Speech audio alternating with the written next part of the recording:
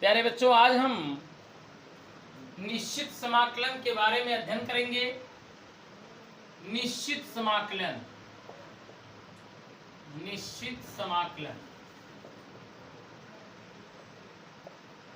जिसे definite integral के नाम से जाना जाता है। डिफिनिट इंटीग्रल, इसका डेफिनेशन होता है कि यदि किसी फलन का समाकलन किन्हीं दो निश्चित सीमाओं के बीच किया जाता है तो उसे हम निश्चित समाकलन कहते हैं। प्यारे बच्चों, जब हम समाकलन करें और उसकी सीमा ज्ञात हो, सीमा का मतलब होता है निम्न सीमा और उच्च सीमा से, मीन्स समाकलन f(x), आप परिचित ही हैं, इंटीग्रेशन f(x), इसमें हमें एरिया पता हो, मीन्स कहां से लेके कहां तक दो सीमा होती है, एक होती है निम्न सीमा, एक होती है उच्च सीमा। दोनों सीमा के बारे में हमें जानकारी हो तो हम इसे निश्चित समाकलन के नाम से जानते हैं। प्यारे बच्चों, मान लेते हैं कि यह निम्न सीमा x बराबर a है और उच्च सीमा x बराबर b है। इसी के बीच हमें समाकलन करना है। अगर यह भी नहीं समझ पा रहे हैं तो और बढ़िया से समझिए। प्यारे बच्चों, अवकलन और समाकलन का एक अनुप्रयोग होता है। क्या होता है? अनुप्रयोग होता है। अनुप्रयोग का मतलब कहाँ इसका प्रयोग किया जाता है। तो जो समाकलन का प्रयोग होता है यह वृत्त, दीर्घवृत्त और किसी त्रिभुज के क्षेत्रफल को ज्ञात करने के लिए किया जाता है। किसी त्रिभुज में या किसी आयताकार परिक्षेत्र में अगर हमें सीमा नहीं पता रहेगा तो हम क्षेत्रफल नहीं निकाल सकते। तो सबसे बड़ा उपयोग होता है क्षेत्रफलों को ज्ञात करने में। क्षेत्रफल तब आप ज्ञात कर सकते हैं जब सीमा पता हो। आपके खेत का सीमा नहीं पता हो तो पूरा सीमान आप जोत डालेंगे। सीमा पता रहेगा कि इतने कट्ठे लंबाई है, इतने कट्ठे चौड़ाई है, तब उसका हम क्षेत्रफल निकाल सकते हैं। मुझे उम्मीद है आप लोगों को समझ में आया हो। तो जब हम समाकलन को एक निश्चित सीमाओं में करते हैं तो उसे हम क्या कहते हैं? निश्चित समाकलन कहते हैं। अब हम इसे हल कैसे करेंगे? तो देखिए, इसका ये नोटेशन है। जब इसे हम करेंगे तो कोई फंक्शन मिलेगा। स्मॉल f(x) किए तो स्मॉल f(x) थोड़ी मिलेगा, हो सकता है कैपिटल f(x) मिले, gx मिले। तो मान लेते हैं इसको समाकलन करने पे f(x) प्राप्त होगा। इसे हम बड़े ब्रैकेट में लिखते हैं, बड़े ब्रैकेट में, और सीमा को निर्धारित कर देते हैं x बराबर a से x बराबर b। इसका ये समाकलन है जिसमें निम्न सीमा a है, उच्च सीमा b है। अब इसे ओपन कैसे करेंगे, कैसे लागू करेंगे? तो इसे सबसे पहले हम उच्च सीमा को x के स्थान पे लिखते हैं, माइनस निम्न सीमा को x के स्थान पे लिखते हैं, अर्थात fb माइनस fa, यही इसका मान होगा। तो प्यारे बच्चों, यही होता है डिफिनिट इंटीग्रल। जब हमने समाकलन शुरुआत किया था तो समाकलन के दौरान जैसे समाकलन sin x dx, तो हम लिखते थे minus cos x plus c लिखते थे और कहते थे c is the arbitrary constant, c एक स्वेच्छ चर है। तो मैंने आपसे कहा था कि जब आपको निश्चित समाकलन पढ़ाया जाएगा तो इस c के बारे में बताया जाएगा। वहां पे हम समाकलन को अनिश्चित करते थे, मीन्स वहां पे सीमा का ज्ञान नहीं था, ना ही वहां सीमा निर्धारित थी। मतलब c को हम कुछ भी लिख सकते हैं, 2, 4 लाख करोड़ अरब लिख सकते हैं, लेकिन यहाँ पे नहीं लिख सकते। यहाँ पे हम c भी नहीं लगा सकते। क्यों? वहां पे हम अनिश्चित समाकलन कर रहे थे, इनडिफिनिट इंटीग्रेशन। यहाँ पे हम कर रहे हैं डिफिनिट इंटीग्रेशन। मतलब इसमें हमें सीमा का ज्ञान रहेगा, निम्न सीमा और उच्च सीमा यहाँ पे हमें ज्ञान नहीं था, तब हम कहते थे प्लस सी। तो प्यारे बच्चों, बेस यही है इसका कि जब हम समाकलन को दो सीमाओं के बीच हल करते हैं उसे हम निश्चित समाकलन कहते हैं। अब हम इसे कुछ प्रश्नों को हल करेंगे।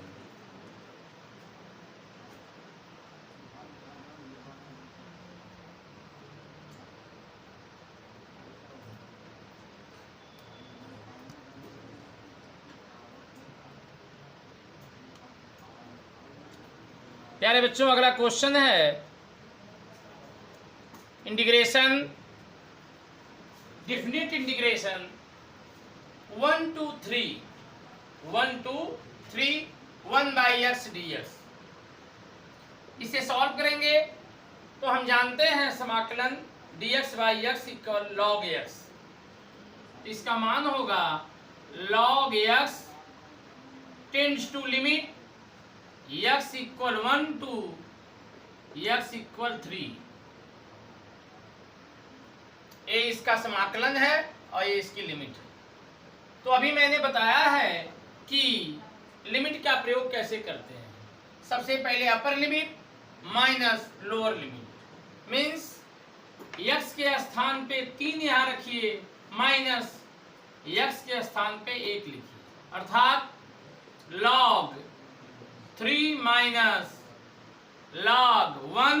log 1 का मान 0 होता है, ये हो गया log 3। तो ये इसका आंसर है।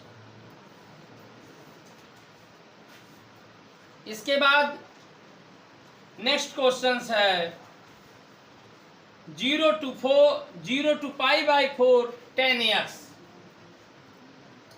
अगला क्वेश्चन है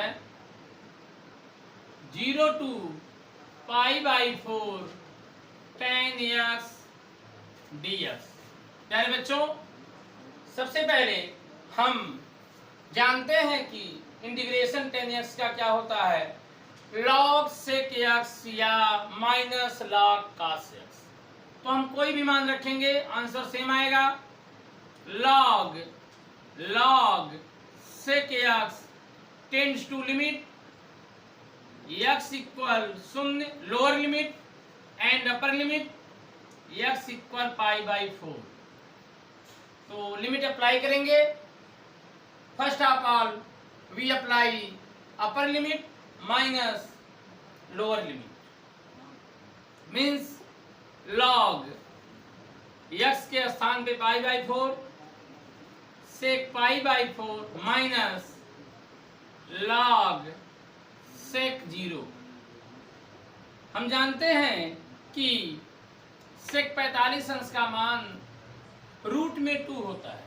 रूट में 2 मीन्स log रूट में 2 माइनस cos 0 का मान 1 होता है, तो sec 0 का भी मान 1 होता है।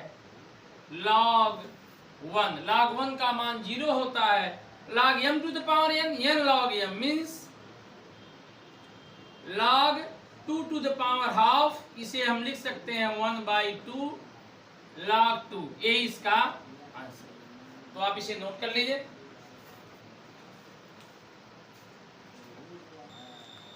अगला क्वेश्चन है integration 0 to π/2 0 to π/2 sin to the power 4x dx। तो इसे सॉल्व किया जाए। कैसे सॉल्व किया जाएगा, तो इसको हम चेंज करेंगे 0 to π/2 sin square x into sine square x, और साइन स्क्वायर x को हम लिख सकते हैं 1 minus cos square x dx। अब इसे हम हल करेंगे तो सबसे पहले हम कुछ मानेंगे यहाँ पे 1 माइनस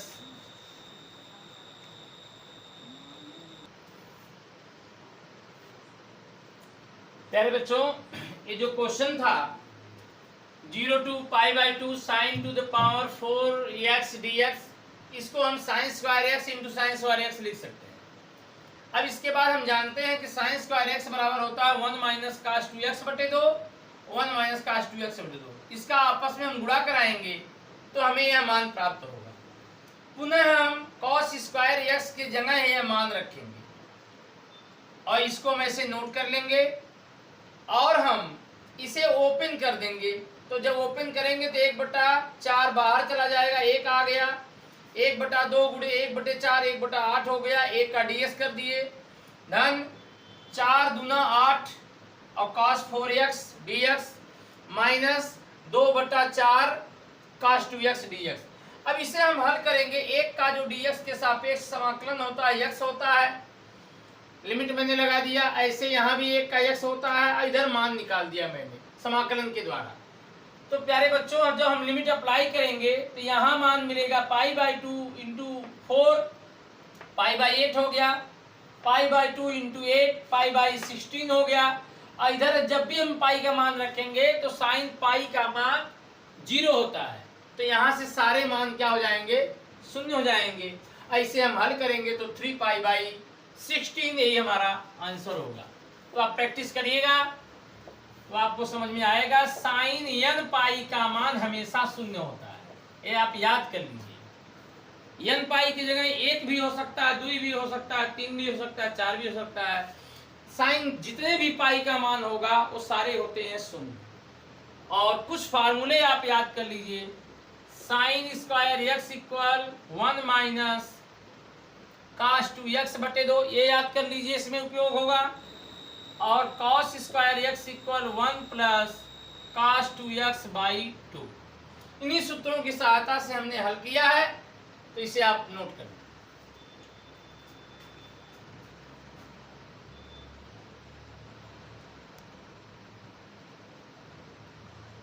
थोड़ा कैमरा में देखिए कट रहा है, तो मैंने वीडियो नीचे कर दिया है, आप इसे नोट कर लीजिए।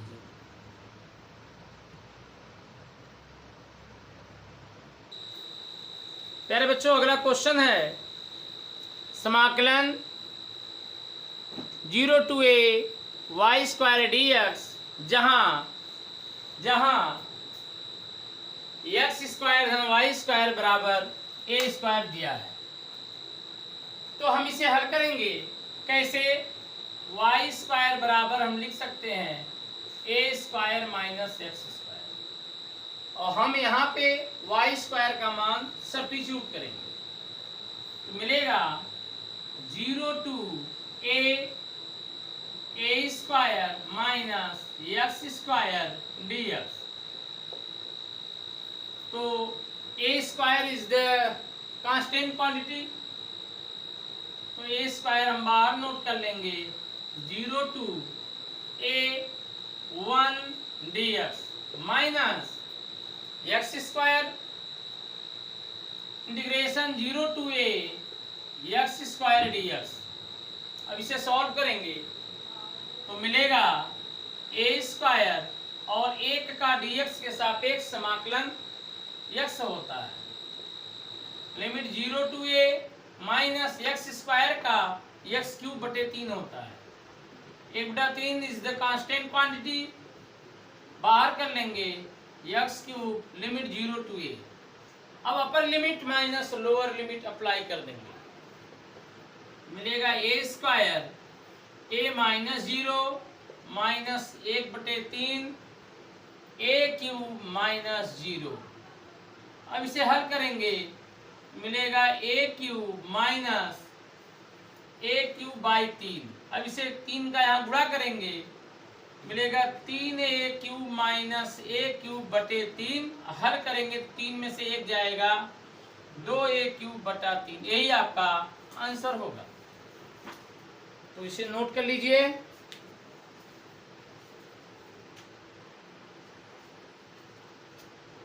आया जी।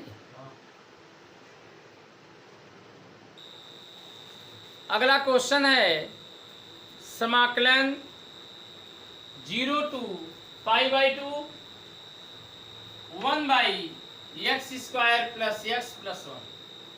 प्यारे बच्चों, सबसे पहले इसे हम होल स्क्वायर बनाएंगे, पूर्ण वर्ग करेंगे। तो कैसे होगा, यहीं पे हम रफली यूज कर लें। X square plus x plus 1 को हम होल स्क्वायर के रूप में कैसे लिख सकते हैं? तो एक्स स्क्वायर, एक्स के गुणांक का आधा का होल स्क्वायर मीन्स यहाँ पे एक्स का गुणांक 1 है, 1 का आधा 1/2 होता है। तो 1/2 का एक बार हम वर्ग कर देंगे तो 1/4 मिलेगा। इसे प्लस माइनस करके हम नोट कर लेते हैं, और जो पहले से नोट है उसे नोट कर लेते हैं। प्यारे बच्चों, अब यहाँ देखेंगे किसका होल स्क्वायर बना है। तो यह बना एक्स प्लस 1/2 का होल स्क्वायर, और यहाँ से इसको हम हल करेंगे तो मिलेगा प्लस रूट में 3/2 का होल स्क्वायर। कुछ इस रूप में प्राप्त होगा। हम इसे लिखेंगे 0 to π/2 dx/, यह मान यहाँ नोट कर लेंगे। x plus 1/2 whole square plus root में 3/2 होल स्क्वायर। अब हम जानते हैं यह जो फॉर्म है integration dx/x² plus a² equal 1/a tan inverse x/a, इसे हम नोट कर सकते हैं 1/a, a मीन्स रूट में 3/2 tan इनवर्स x की जगह x प्लस 1/2 बाई रूट में 3/2 लिमिट 0 to π/2। अब इसे सॉल्व करेंगे तो जो 2 है अंश में चला जाएगा, 2/√3 tan इनवर्स, ये जो 2 है यहाँ मल्टीप्लाई हो जाएगा और 2 से 2 फिनिश हो जाएगा।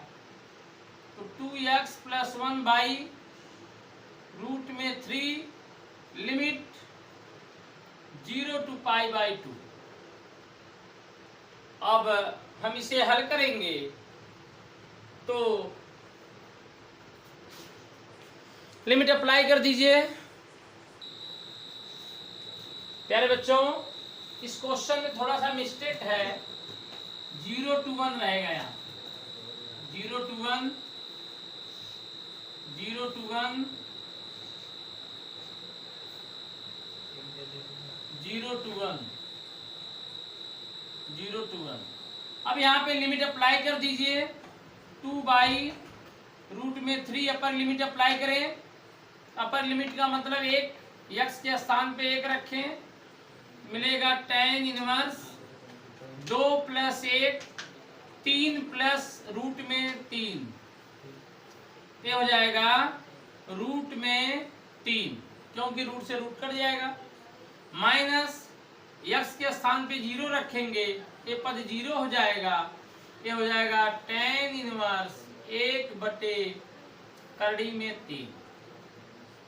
प्यारे बच्चों, अब इसे हल करेंगे तो मिलेगा 2/√3 tan inverse x minus tan inverse y का एक सूत्र होता है, tan inverse x minus y बटे 1 प्लस xy। तो tan inverse x means √3 minus 1/√3 by 1 plus √3/√3।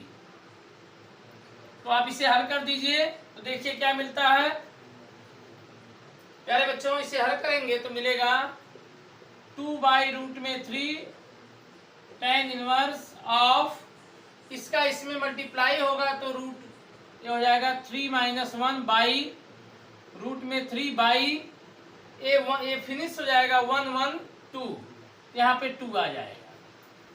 इसे सॉल्व करेंगे तो मिलेगा 2/√3 tan इनवर्स 3 - 1 2 होगा, 2 से 2 फिनिश हो जाएगा, मिलेगा 1/√3। 2/√3 tan इनवर्स का जो मान होता है ये होता है π/, tan इनवर्स 1/3, ये मान होता है tan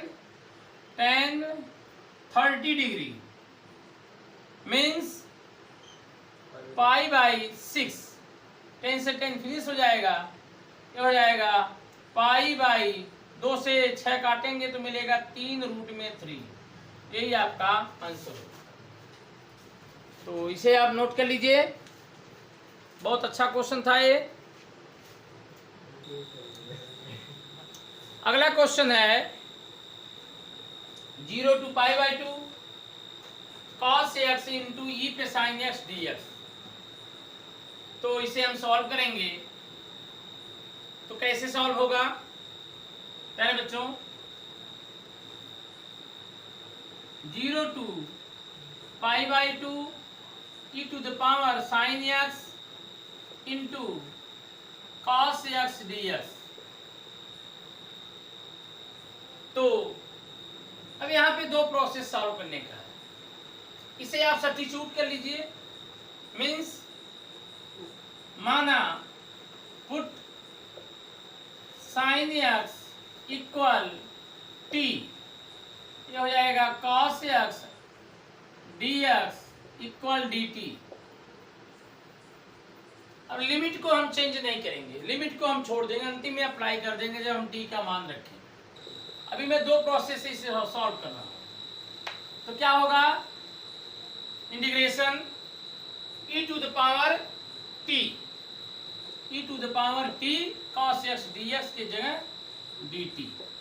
हम जानते हैं कि e पे t का dt के सापेक्ष e पे t होगा, और e पे t का हम मान अप्लाई रखेंगे तो मिलेगा e पे साइन x। जब साइन x रखे तुरंत लिमिट अप्लाई कर दीजिए, 0 to π/2, upper limit minus lower limit means e to the power sine π/2 minus e to the power sine 0। अब इसे सॉल्व करेंगे तो साइन π/2 का मान 1 होता है, अर्थात e पे 1 का मतलब e माइनस साइन 0 का मान 0 होता है। किसी संख्या के ऊपर 0 तो उसका मान 1 होता है। यही आपका आंसर हो। तो मुझे उम्मीद है आपको समझ में आया होगा। अगला क्वेश्चन है इंटीग्रेशन 0 to 1 x रूट में 1 minus x square by 1 plus x square. तो अब इसे हम सॉल्व करेंगे। कैसे सॉल्व करेंगे? एक्स स्क्वायर को हम कुछ सब्स्टिट्यूट करेंगे, तो put x square equal T 2x dx equal dt, x dx equal dt by 2। Limit को हम छोड़ देंगे, अंतिम में जब t का मान रखेंगे तो अप्लाई करेंगे। इंटीग्रेशन x dx के जगह हम dt/2 लिख सकते हैं, रूट में 1 minus t by 1 plus t dt। पुनः हम सब्स्टिट्यूट करेंगे। हमने स्पेशल सब्स्टिट्यूशन में बोला था कि जब इस प्रकार के मान हो तो t बराबर हम cos थीटा मानते हैं, t बराबर हम cos थीटा मानते हैं। तो जब इसे हम डिफरेंशिएट करेंगे तो हो जाएगा dt equal sine theta minus sine theta d theta. अब इसे सॉल्व करेंगे तो मिलेगा 1/2 integration 1 minus cos theta by 1 plus cos theta dt की जगह नोट करेंगे साइन थीटा डी थीटा। इसे सॉल्व करेंगे -1/2 इंटीग्रेशन रूट में। अब इसे हम 2 साइन स्क्वायर थीटा बाई 2 लिख सकते हैं। अभी मैंने बताया है कि sign square theta equal 1 minus cos 2 theta by 2।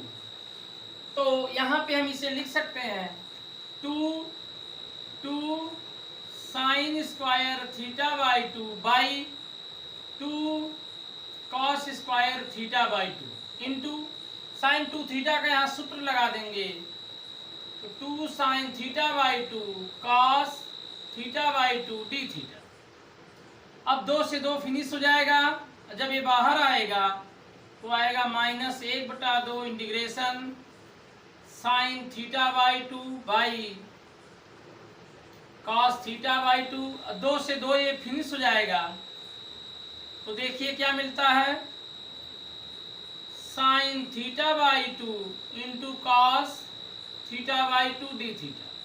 कास से कास फिनिश हो गया, और जो मान प्राप्त हुआ minus sign square theta by 2 D theta. आप जानते हैं कि साइन स्क्वायर थीटा का जो मान होता है, साइन स्क्वायर थीटा का मान होता है 1 माइनस काश 2 थीटा बाई 2। तो अगर यहाँ हम थीटा बाई 2 लिख दें तो हो जाएगा, ये दुगुना होता है तो आधा का दुगुना 1 होता है, 1 माइनस कॉस थीटा बाई 2। हम ऐसा लिख सकते हैं, तो यहाँ पे हम लिख देंगे, क्या लिखेंगे, minus 1 minus cos theta by 2 D theta. प्यारे बच्चों, अभी थोड़ा जगह कम है, इधर मैं सॉल्व कर रहा हूँ। क्या मिलेगा, -1/2 1 डी थीटा और माइनस का plus 1/2 cos theta d theta. अब इसे सॉल्व करेंगे, मिलेगा 1/2, यहाँ हो जाएगा थीटा प्लस कॉस थीटा का होता है साइन थीटा। अब थीटा का मान देखिए क्या सब्स्टिट्यूट होगा, यहाँ से ध्यान से देखिएगा, थीटा बराबर होगा कॉस इनवर्स टी, और टी का जो मान है वो है एक्स स्क्वायर। तो देखिए सारे मान सब्स्टिट्यूट किए जा रहे हैं, -1/2 कांस्टेंट है, इस साथ बाहर रख देंगे। थीटा का जो मान है ये हो जाएगा कॉस इनवर्स टी के जगह है एक्स स्क्वायर, और लिमिट आपका है 0 से 1 प्लस 1/2। अब देखिए यहाँ पे साइन थीटा बोला है, तो थोड़ा यहाँ ट्रायंगल बना देंगे, तो cos theta equal t/1। Cos theta बराबर होता है आधार बटे कर्ण, मीन्स t/1 लंब हो जाएगा 1 माइनस टी स्क्वायर। तो साइन थीटा का मान हो जाएगा रूट में 1 माइनस टी स्क्वायर बाई 1, और टी स्क्वायर का मान है एक्स स्क्वायर। लिमिट अप्लाई कर देंगे 0 to 1 -1/2 1 कॉस इनवर्स 1 यहाँ पे हो जाएगा cos inverse 1 minus cos 0, cos 0 का मान 1 होता है, प्लस हाफ, यहाँ 1 में से 1 जाएगा 0 हो जाएगा, 0 अप्लाई करेंगे तो हो जाएगा -1। यहाँ पे देखिए 1 अप्लाई करेंगे तो 0 हो जाएगा -1। तो इसे सॉल्व करेंगे तो मिलेगा आंसर -12 कॉस इनवर्स 1 माइनस का प्लस हाफ और -12, हाफ से हाफ फिनिश हो जाएगा, -12 कॉस इनवर्स 1। यही आपका आंसर होगा, या तो माइनस कॉस इनवर्स 0 होगा, तो इसे आप नोट कर लीजिए। प्यारे बच्चों, इसी क्वेश्चन को हम दूसरे मेथड से बता रहे हैं, ट्रांसफॉर्मेशन कैसे होता है लिमिट का। तो यहाँ हम इसे सब्स्टिट्यूट करेंगे, माना x square equal cos 2 theta. ऐसा सब्स्टिट्यूशन क्योंकि माना गया है, हमने कुछ विशेष प्रतिस्थापन में लिखवाया है। तो दोनों पक्षों का थीटा के सापेक्ष अवकलन करेंगे तो मिलेगा 2x dx इक्वल कॉस का होता है माइनस साइन 2 थीटा का होता है 2 डी थीटा। मुझे उम्मीद है आपको समझ में आया होगा। अब हम लिमिट का ट्रांसफॉर्मेशन सिखा रहे हैं, कैसे ट्रांसफॉर्मेशन होता है, बदला कैसे जाता है। तो देखिए x का मान क्या है, यहाँ 0 है, तो लिखेंगे यदि x इक्वल 0, देखिए x इक्वल 0 यहाँ पे पुट करेंगे तो काश किसका मान 0 होता है, तो आप जानते हैं कि काश का मान 2 थीटा इक्वल 0। तो काश देखिए यहीं पे लिख दे रहा हूं, cos 2 थीटा इक्वल शून्य, और शून्य होता है cos पाई बाई 2 का मान। cos पाई बाई 2 का मान शून्य होता है, cos से cos फिनिश हो जाएगा, 2 नीचे चला जाएगा तो हो जाएगा थीटा बराबर पाई बाई 4। तो जब x बराबर 0 रखें थीटा बराबर पाई बाई 4 मिलेगा। इसी प्रकार से x बराबर 1 रखेंगे, x बराबर 1 यहाँ रखिए तो थीटा बराबर शून्य मिल जाएगा, क्योंकि cos शून्य का मान ही 1 होता है। अब हमें न्यू लिमिट, नया लिमिट यह प्राप्त हुआ 0 टू पाई बाई 4। अब यहाँ हम रखेंगे 0 टू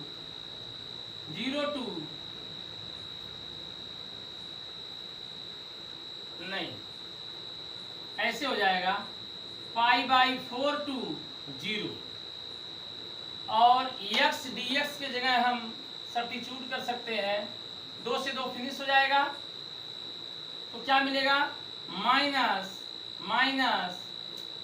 रूट में 1 minus cos 2 theta by 1 plus cos 2 theta x dx के जगह माइनस sin 2 थीटा और d थीटा लिख देंगे।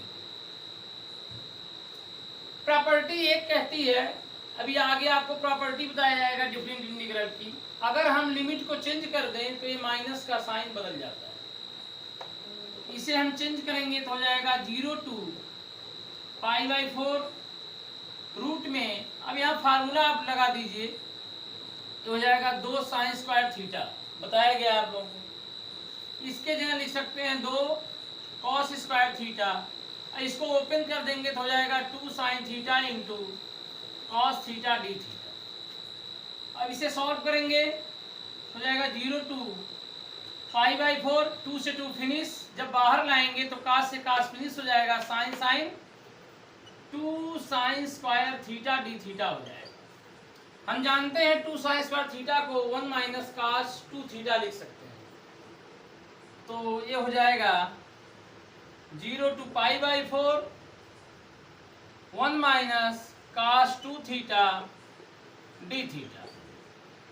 अब 1 का थीटा के सापेक्ष थीटा होगा और माइनस cos 2 थीटा का होगा sin 2 थीटा, और 2 थीटा 2 को नीचे चला जाता है और लिमिट लगा देंगे 0 टू पाई बाई 4। अब अप्लाई कर दीजिए, आपका आंसर आ जाएगा।